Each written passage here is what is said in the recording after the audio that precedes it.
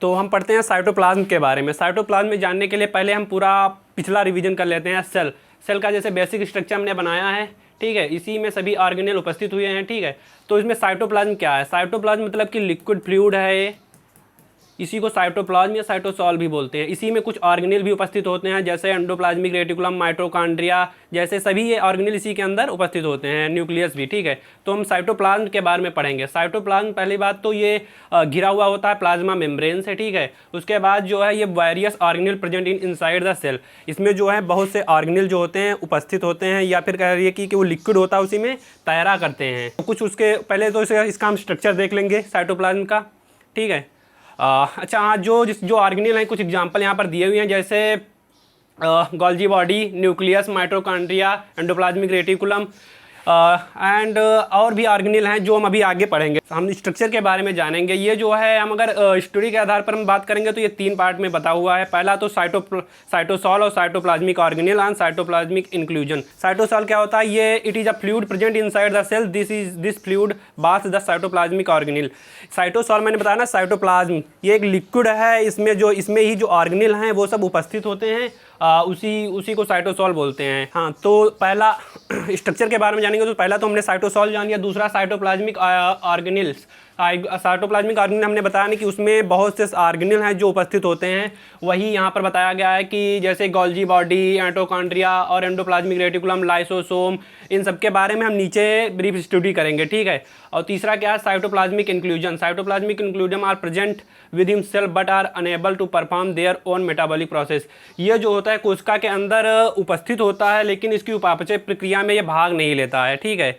अब उसके बाद हम साइटोप्लाज्म के फंक्शन के बारे में जानेंगे, ठीक है। हाँ, तो साइटोप्लाज्म का हमने स्ट्रक्चर देखा, अब साइटोप्लाज्म के हम फंक्शन जानेंगे। साइटोप्लाज्म के फंक्शन क्या हैं? ये जो होती बहुत सी बायोकेमिकल प्रोसेस होती हैं बॉडी के अंदर, जैसे कैटाबॉलिक और एनाबॉलिक प्रोसेस होती हैं, उनमें ये जो होती हैं हेल्प करती हैं, या maintenance of life occur in the cytoplasm जो होती हैं, ये जो मेटाबॉलिक प्रोसेस होती हैं उनमें ये हेल्प करती हैं। दूसरा function, it provide the site of cell growth and expansion. Cell की ग्रोथ और एक्सपेंशन के लिए ये एक स्पेस देता है, दूसरा फंक्शन ये होगा। तीसरा फंक्शन है, it provide space of organelle to remain suspended in the medium. ये जो होता है, जो हमारे साइटोप्लाज्म में जो ऑर्गेनेल उपस्थित होते हैं उनको ये एक स्पेस देता है। तीसरा फंक्शन है, it also help in movement of several element within the cell. Cell के अंदर जो भी एलिमेंट हैं उनके मूवमेंट या मोटालिटी के लिए जो है ये हेल्प करता है, ठीक है। ये फंक्शन हमने इन्हों जान लिए हैं। इसके बाद हम जानेंगे अगला ऑर्गेनेल कौन सा है। तो अब हम जानेंगे माइटोकॉन्ड्रिया के बारे में। पहले तो हमने आप लोगों को बताया था माइटोकॉन्ड्रिया होता क्या है। माइटोकॉन्ड्रिया जो होता है powerhouse of the cell, यानी कि बॉडी को जो एनर्जी, जो मैनी मेटाबॉलिक प्रोसेस हैं उनके लिए जो एनर्जी में मिलती है वो माइटोकॉन्ड्रिया से ही मिलती है, ठीक है। तो माइटोकॉन्ड्रिया को हम powerhouse of the cell कहते हैं। ये इसका जो डायामीटर होता है 0.5 से 10 म्यू माइक्रोन होता है, ठीक है। इसमें जो है एनर्जी जो है एटीपी के फार्म में जो होती है मिलती है हमें। एटीपी का जो फुल फार्म है एडेनोसिन ट्राईफॉस्फेट होता है, एटीपी फार्म में हमें एनर्जी मिलती है। ये एनर्जी जो होते हैं बहुत सी जो मेटाबॉलिक प्रोसेस हैं उनमें ये हेल्प करती है, ठीक है। उसके बाद ये जो है the energy release by the oxidation of food during cellular respiration in converted in highly energic phosphate bond. ये जो होती है एनर्जी रिलीज होती है जब हम फूड लेते हैं ड्यूरिंग ऑक्सीडेशन, जो कि कन्वर्ट होती है एनर्जी में, जैसे कि ATP, adenosine triphosphate, adenosine diphosphate, इन फार्म में ये एनर्जी हमको मिलती है, जो कि many different anabolic and catabolic process में हेल्प करती है। माइटोकॉन्ड्रिया जो किन किन प्रोसेस में मदद करती है वो होती है, पहला तो cell cycle, cell growth and cell death and cell signalling and cell differentiation. इन सब में प्रोसेस में ये माइटोकॉन्ड्रिया जो होती है मदद करती है। फिर इसके स्ट्रक्चर के बारे में हम जानेंगे, ठीक है। माइटोकॉन्ड्रिया स्ट्रक्चर जो है 3 पार्ट से मिलकर बना हुआ है। पहला है आउटर मेम्ब्रेन, दूसरा है इनर मेम्ब्रेन और तीसरा है माइटोकॉन्ड्रियल मैट्रिक्स। आउटर मेम्ब्रेन क्या होता है? इसमें जो होती है ट्रांसपोर्ट प्रोटीन होती है जो कि हेल्पफुल करती है न्यूट्रिएंट्स और आयंस को जो होता है ऑर्गेनेल के पास ले जाने में हेल्प करती है। दूसरा है इनर मेम्ब्रेन। इनर मेम्ब्रेन क्या होता है? ये फॉर्मेशन कराता है क्रिस्टियाई का। क्रिस्टियाई एक फिंगर लाइक प्रोजेक्शन होता है जिसे हम F1 पार्टिकल और ऑक्सीसोम भी बोलते हैं। तीसरा है माइटोकॉन्ड्रियल मैट्रिक्स। माइटोकॉन्ड्रियल मैट्रिक्स वही स्पेस है जहाँ पर क्रेब्स साइकिल और पायरुविक एसिड साइकिल जो होती हैं ये वहीं परफॉर्म होती हैं। अब माइटोकॉन्ड्रिया का स्ट्रक्चर के जरिए हम थोड़ा समझाएंगे। हाँ, तो हम जानेंगे माइटोकॉन्ड्रिया का स्ट्रक्चर। माइटोकॉन्ड्रिया का स्ट्रक्चर हमारी बुक में ऐसा बना हुआ है, लेकिन हम आपको रफली समझा दे रहे हैं ताकि आपको बनाने में ईजी पड़े। पहले तो ऐसे ही बना लेंगे, ठीक है। उसके बाद ये आउटर लेयर बना लेंगे। ये जो ये बना हुआ है ये जेनेटिक मटेरियल मतलब कि DNA, RNA, राइबोसोम वगैरह सब हैं। और जो हैं ये फिंगर लाइक स्ट्रक्चर हैं, फॉर्मेशन हुआ, इसको हम क्रिस्टियाई बोलते हैं, ठीक है। और इसी के अंदर DNA, RNA ये सब पाया जाता है, ठीक है। माइटोकॉन्ड्रिया और मेनली तो आप जानते हैं powerhouse of the cell बोलते ही हैं, ठीक है। अब स्ट्रक्चर के जरिए हम जानेंगे। ये इन्वेलप है, माइटोकॉन्ड्रिया इन्वेलप मतलब कि वही बाहरी लेयर। दूसरा है आउटर लेयर, ये मेम्ब्रेन है, ठीक है।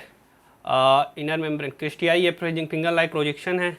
इसी को हम ऑक्सी जब 0 F1 का ऑक्सीसोम बोलते हैं।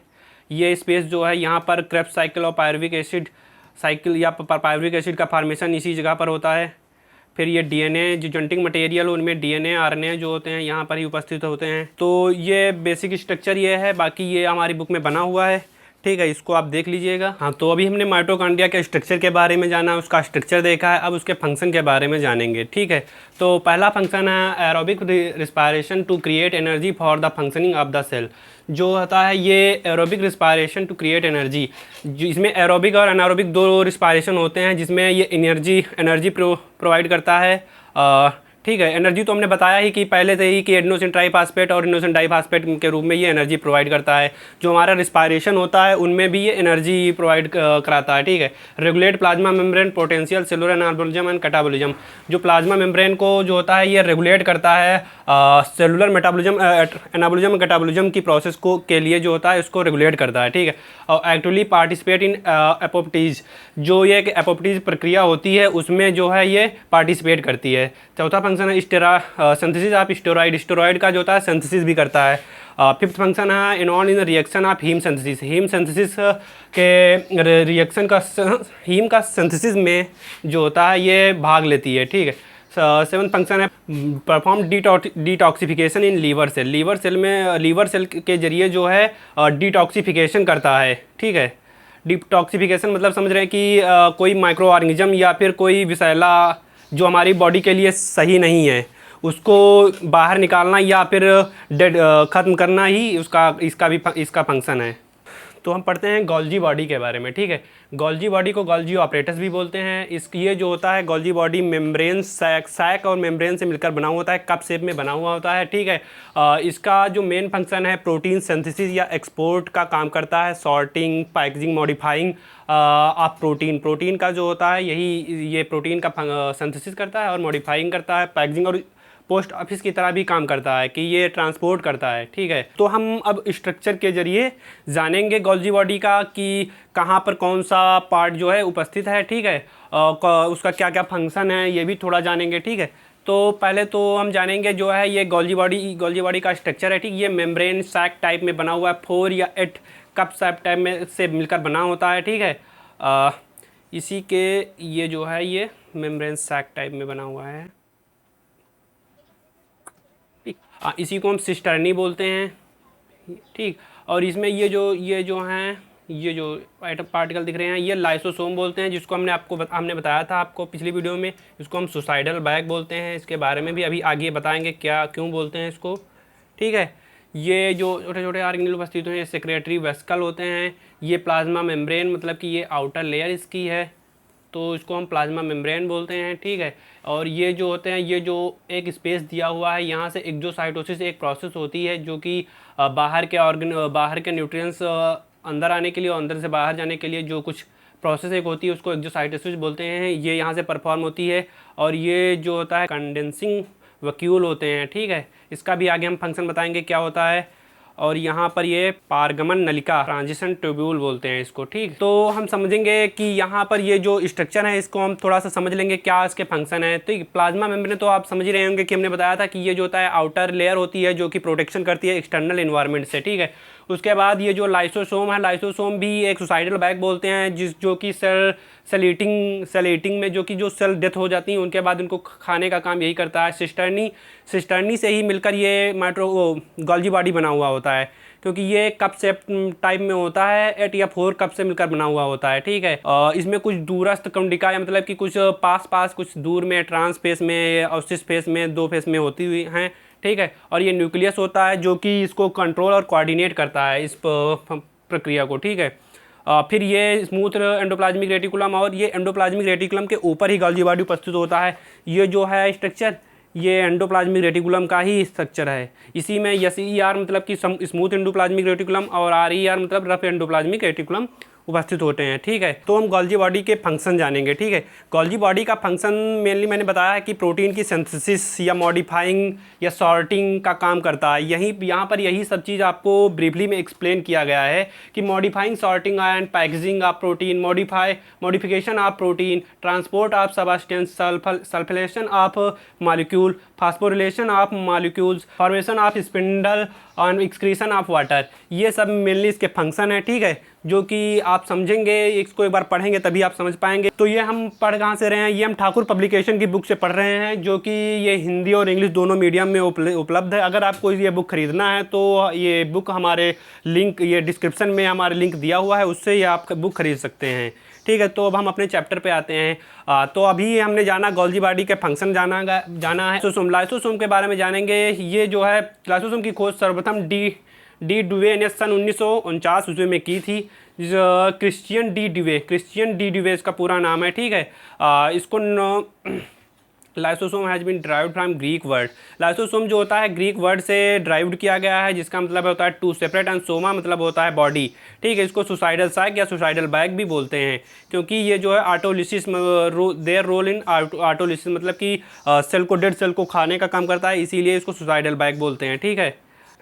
ठीक है, स्ट्रक्चर के बारे में जानेंगे, ठीक है। कुछ पौधे जो हरे नहीं होते उन कोशिकाओं में ये उपस्थित होते हैं, जो कि हम लोग हैं उनमें लाइसोसोम उपस्थित होता है। ये आत्मघाती तैली यानी कि सुसाइडल बैग बोलते हैं। ये कोशिका घटकों तथा RNA के साथ कोशिका का क्षय करते हैं, मतलब कि जो डेड सेल होती हैं उनका क्षय करते हैं, ठीक है। या फिर हम समझ ले कार्बोहाइड्रेट, प्रोटीन, इन सभी चीज़ों का जो होता है क्षय करते हैं, ठीक है। इसको लिपिड बाइलेयर लिपिड लेयर बोलते हैं, ठीक है। ये मेम्ब्रेन होती है आउटर, और ये हाइड्रोलिटिक एंजाइम मिक्सचर होती है जो कि प्रोटीन को डैमेज करने में मदद करते हैं। प्रोटीन या DNA, RNA इन सभी चीज़ों को डैमेज करने में काम करते हैं। ये ग्लाइकोसिलेटेड मेम्ब्रेन ट्रांसपोर्ट प्रोटीन है, ठीक। तो हमने स्ट्रक्चर जाना, अब इसके कैरेक्टरिस्टिक फीचर और फंक्शन के बारे में जानेंगे, ठीक है। तो पहला तो कैरेक्टरिस्टिक फीचर ये है कि इसमें जो है 40 से अधिक इसके पास डिफरेंट एंजाइम होते हैं, हाइड्रोलिटिक एंजाइम होते हैं, जो कि बाहर से आया हुआ प्रोटीन या फिर न्यूट्रिएंट्स जो होता है उसको ब्रेक डाउन या डैमेज करने में मदद करता है, ठीक है। और इसके पास present in high number in single cell, ये जो होते हैं ये एक सेल में बहुत से ज़्यादा, एक से ज़्यादा ही यहाँ वो उपस्थित होते हैं एक सेल में, ये लाइसोसोम जो होते हैं। Substance that enter in lysosome acted upon different enzyme. जब कोई लाइसोसोम जो होता है, जब कोई पदार्थ जो होता है लाइसोसोम में प्रवेश करता है तो विभिन्न एंजाइमों से अपनी क्रिया करने लगते हैं, ठीक है। इसको हम सुसाइडल बैग क्यों बोलते हैं, क्योंकि इसमें जो उपस्थित एंजाइम होते हैं संपूर्ण कोशिका का पाचन करके उसे नष्ट करने की क्षमता रखते हैं, इसीलिए इसको सुसाइडल बैग बोलते हैं। हम बार बार यही बोले सुसाइडल बैग क्यों बोलते हैं, तो इसका यही रीज़न है कि जो एंजाइम इसमें उपस्थित होते हैं संपूर्ण कोशिका के पाचन को नष्ट करने की जो क्षमता होती है इसी के पास होती है, इसीलिए इसको हम सुसाइडल बैग बोलते हैं। फिर इसका हम फंक्शन के बारे में जान लेंगे। फंक्शन तो है provide defence against invading micro organism versus circulating macrophage, मतलब कि जो है परसंचारी के माध्यम से आक्रमण करने वाले सूक्ष्म जीवों के खिलाफ रक्षा प्रदान करते हैं। ये जो होते हैं इसका फंक्शन यही पहला है कि माइक्रोफेज परसंचारी के माध्यम से आक्रमण करने वाले सूक्ष्म जीवों के खिलाफ ये रक्षा प्रदान करते हैं। और help dissolve blood clot and thrombi, रक्त के जमे थक्के को घुलने में सहायता करते हैं, ठीक है। हेल्प टू क्रिटनाइज स्किन को जो होता है क्रिटनाइज करने में मदद करते हैं। और चौथा फंक्शन है cause the sperm to penetrate the ovum, शुक्राणु द्वारा अंडाणु को भेजने में सहायता करते हैं। और तो और रिस्टोरेशन ऑफ बोन का जो होता है रिस्टोरेशन करते हैं, ठीक है। Decompose the matured RBC and dead cell, परिपक्व लाल रक्त कोशिकाओं तथा मृत कोशिकाओं का अपघटन करते हैं, ठीक है। अब इसके हम फंक्शन जान लिए हैं। इसके बाद अब हम जानेंगे एंडोप्लाज्मिक रेटिकुलम के बारे में, जिसको हम माइक्रोसोम भी बोलते हैं, ठीक है। Microsome are heterogeneous set of vesicle having diameter 20 to 200 nanometer and consisting of endoplasmic reticulum. जो माइक्रोसोम या एंडोप्लाज्मिक रेटिकुलम है हेटेरोजेनस वेसिकल सैक से मिलकर बना हुआ होता है, जिसका डायमीटर 20 से 200 नैनोमीटर होता है, ठीक है। ये जो है ये जो आइसोलेटेड बाय डिफरेंशियल सेंट्रीफ्यूगेशन से जो होता है इसको आइसोलेट या बनाया जाता है, ठीक है। उसके बाद हम बताएंगे ये बना किन किन चीज़ों जो होता है। इन माइक्रोस्कोप में लिपिड कंटेंट जो होता है, इसमें लिपिड कंटेंट जो होता है 30 से 50% होता है, और जो फास्फोलिपिड होता है वो 70% होता है। 70% भाग से मिलकर बना होता है, जबकि फास्फोलिपिड जो होता है 90% भाग लिथसीन और सेफलिन नामक जो होते हैं मॉलिक्यूल होते हैं, उन सी चीज़ों से बना हुआ होता है। ये जो होता है 2 चीज़ों से मिलकर बना हुआ होता है। एक तो पहला हो गया सिफेलिन, दूसरा हो गया, ठीक है। हाँ, उसके बाद ये हम जाने स्ट्रक्चर को देख लेंगे। स्ट्रक्चर में क्या होता है, ये ऊपर जो है ये ऊपरी वाली लेयर जो है ये आउटर हो गया, ये इसका न्यूक्लियस होगा जो कि इसको कंट्रोल और कोऑर्डिनेट करेगा। स्मूथ एंडोप्लाज्मिक रेटिकुलम होता है और ये रफ एंडोप्लाज्मिक रेटिकुलम होता है। इनमें जो होता है राइबोसोम उपस्थित होते हैं, और ये न्यूक्लियर पोर है जो कि फंक्शन कराते हैं इंटरनल प्रोसेस को, एक्सोसाइटोसिस या एंडोसाइटोसिस की प्रक्रिया को, ठीक है। इसका स्ट्रक्चर देख लिए हैं, अब आगे का देखेंगे। तो हम यहाँ पर एंडोप्लाज्मिक रेटिकुलम के स्ट्रक्चर के फंक्शन के बारे में जानेंगे। इसका मेन फंक्शन यही होता है, it act the structural framework of the cytoplasm. यह कोशिका द्रव के कंकाल ढांचे के रूप में कार्य करता है। It exchange material with in cytosol by active transport, osmosis और डिफ्यूजन। जो ये होता है it exchange material with in cytosol by active transport, osmosis and diffusion. ये जो कुछ एक्टिव ट्रांसपोर्ट, ऑस्मोसिस और डिफ्यूजन की जो प्रक्रिया होती है उसके द्वारा कुछ मटेरियल को जो होता है साइटोसॉल में एक्सचेंज करने का काम करता है। तीसरा function protein synthesize by its surface bound ribosome collected and stored RER, ठीक है। इसमें जो होता है प्रोटीन सिंथेसिस के जरिए कुछ जो होता है RER मतलब कि रफ एंडोप्लाज्मिक रेटिकुलम को स्टोर करने में मदद करता है। ये स्टोर और मेटाबॉलिज्म और जो प्रोसेस होता है उनको उनमें हेल्प करता है, ठीक है। It has different metabolic enzyme which help in synthesis of phospholipid, cholesterol and triglyceride. इसमें जो होता है बहुत से मेटाबॉलिक एंजाइम होते हैं जो कि फास्फोलिपिड और कोलेस्ट्रॉल और ट्राइग्लिसराइड के सिंथेसिस में मदद करते हैं, ठीक है। हम अब जानेंगे राइबोसोम के बारे में, ठीक है। तो राइबोसोम पहले तो हम बता दें सेल, पूरा रिवीजन फिर से कर देते हैं। ये सेल है, ठीक है। इसमें ये साइटोप्लाज्म है, तो इसी के अंदर ये जो सभी ऑर्गेनेल हैं ये सब इसी के अंदर उपस्थित होते हैं, ठीक है। चाहे वो एंडोप्लाज्मिक रेटिकुलम हो, चाहे गोल्जी बॉडी हो, ये सब एक सेल के अंदर ही उपस्थित होते हैं, ठीक है। तो इसी तरह ये राइबोसोम भी इसी के अंदर, ये हमने पढ़ा था एंडोप्लाज्मिक रेटिकुलम, इसी के 2 पार्ट थे, SER और ER, SER और R, rough endoplasmic reticulum RER, ठीक है। तो इसी में राइबोसोम वो ऑर्गेनेल है जहाँ पर हमें प्रोटीन का निर्माण होता है, ठीक है। ये लिविंग ऑर्गेनिज्म में होते हैं, ठीक है। They are either found in free particle as a prokaryotic and eukaryotic, ठीक है। तो हम इसमें यही जान लेते हैं स्ट्रक्चर के बारे में। स्ट्रक्चर इसका जो होता है राइबोन्यूक्लिक प्रोटीन से मिलकर बना हुआ होता है, ठीक है। अर्थात प्रोटीन एंड RNA अणुओं से मिलकर बना होता है। इनमें छोटे छोटे भागों में बांटा गया है जिसे उप इकाई भी बोलते हैं, ठीक है। ये उप इकाई प्रोटीन एवं राइबोन्यूक्लिक अम्ल घटकों से मिलकर बनी हुई होती हैं। ये उप इकाई संदेशवाहक mRNA के साथ संयुक्त होती हैं। ये स्ट्रक्चर बना हुआ है, ठीक है, राइबोसोम का।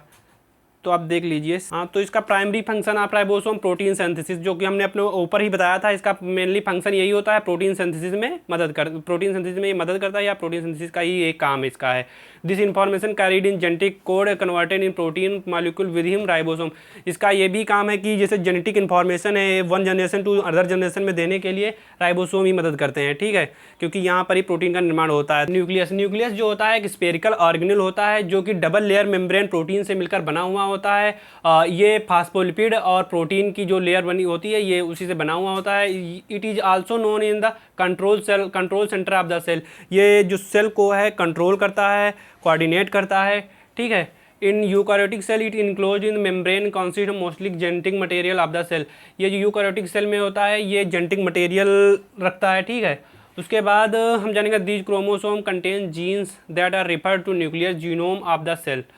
और न्यूक्लियस के अंदर ही जो होते हैं जो जेनेटिक मटेरियल मतलब कि क्रोमोसोम, जीन्स वगैरह ये सब उपस्थित होते हैं, और ये जो होता है पूरी सेल को कंट्रोल और कोऑर्डिनेट करती है, मेनली इसका यही फंक्शन है। तो अब हम जानेंगे न्यूक्लियस के स्ट्रक्चर के बारे में, उसके बाद उसका हम फंक्शन जानेंगे। ठीक है, न्यूक्लियस का स्ट्रक्चर देखिए, ये न्यूक्लियस का स्ट्रक्चर बना हुआ है। ठीक है, इसमें ये ऐसे जो सैक टाइप में बना हुआ है, ये एंडोप्लाज्मिक रेटिकुलम का स्ट्रक्चर बना हुआ है। इसी में ये डॉटेड टाइप में होते हैं, ये राइबोसोम उपस्थित होते हैं, जो कि मैंने ऊपर ही बताया, जहाँ जो प्रोटीन सिंथेसिस का काम करते हैं। ठीक है, और ये राइबोसोम होगा। ठीक, उसके बाद यही देख लीजिए, यहाँ पर हमने बताया ना डॉटेड टाइप में बने हुए हैं, ये राइबोसोम उपस्थित हुए हैं, यहाँ पर लिखा हुआ भी है, ये क्रोमोसेंटर हैं। ठीक है, और ये पेरीन्यूक्लियर क्रोमैटिन है। ठीक है, उसके बाद ये न्यूक्लियोलस है। न्यूक्लियोलस का काम क्या होता है, ये जो होता है स्मॉल आरएनए को जो होता है ट्रांसक्रिप्शन या ट्रांसलेशन का काम यही करता है। ठीक है, उसके बाद ये न्यूक्लियर कॉर्टेक्स है, जो कि ये स्ट्रक्चर है। न्यूक्लियर पोर का काम करता है, क्या है, ये जो प्रोटीन के सिंथेसिस में हेल्प करता है, कि जैसे प्रोटीन के सिंथेसिस में नहीं, यानी कि कोई मॉलिक्यूल आता है तो न्यूक्लियर पोर का एक स्फेरिकल शेप होता है, जो कि बाहर से आ रहे प्रोटीन्स को अंदर लेने में मदद करता है। ठीक है, फिर न्यूक्लियर एनवलप मतलब कि ये एक लेयर होती है आउटर लेयर टाइप में, और पेरी न्यूक्लियर स्पेस होता है, और ये न्यूक्लियोप्लाज्म भी बोलते हैं, जो ये लिक्विड टाइप में भरा होता है, न्यूक्लियोप्लाज्म बोला जाता है। ठीक है, तो और ये अब हम जानेंगे न्यूक्लियस का स्ट्रक्चर। अब इसके बाद हम फंक्शन के बारे में जानेंगे। ये जो होता है ये कोशिका के लगभग सभी जैविक कार्यों का नियंत्रण करता है। ठीक है, हाँ, तो हमने अब तक जान लिया है सेल के बारे में, फिर उसके कुछ ऑर्गेनेल के बारे में जानना है, उसके फंक्शन भी जाने हैं। ठीक है, और स्ट्रक्चर भी जाना है। तो अगर आपको कोई भी डाउट रहता है तो आप कमेंट करिए, अगर वीडियो आपको अच्छा लगे तो लाइक करिए और चैनल को सब्सक्राइब करिए। ठीक है, धन्यवाद।